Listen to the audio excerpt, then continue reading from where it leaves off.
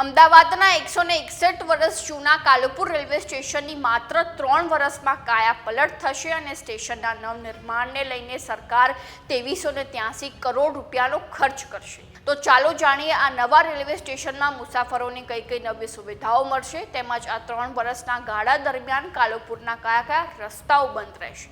નમસ્કાર, vibes of ઇન્ડિયાની સાથે હું છું. અમદાવાદ સ્થિત કાલુપુર રેલવે સ્ટેશનનું નવનિર્માણ થવા જઈ રહ્યું છે ત્યારે આપને જણાવી દઈએ કે આ નવા કાલુપુર રેલવે સ્ટેશનમાં 3000 કાર પાર્કિંગની સુવિધા આપવામાં આવશે તેમજ કુલ 21 લિફ્ટ તેમજ 4 star hotel, solar panel, electric વાહનો માટે ચાર્જિંગ સ્ટેશન, મેટ્રો કનેક્ટિવિટી તેમજ સીસીટીવી કેમેરા સહિતની સુવિધાઓ ઉપલબ્ધ રહેશે.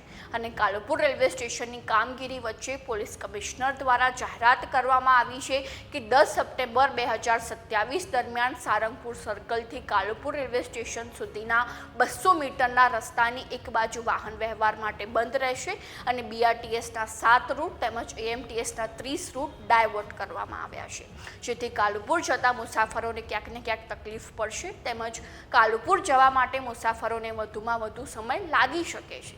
તેમજ હાલમાં કાલુપુર રેલવે સ્ટેશનના 9 પ્લેટફોર્મ બંધ હોવાથી ટ્રેનોને મણિનગર, અસરવા તેમજ સાબરમતી સ્ટેશન તરફ વાળવામાં આવી છે. તો હવે જોવું રહ્યું કે 3 વર્ષની અંદર કાલુપુર રેલવે સ્ટેશનનું નવનિર્માણ થશે કે કેમ. તો આવી જ નવી માહિતીને જાણવા માટે ફોલો કરતા રહો વાઇબ્સ ઓફ ઇન્ડિયા.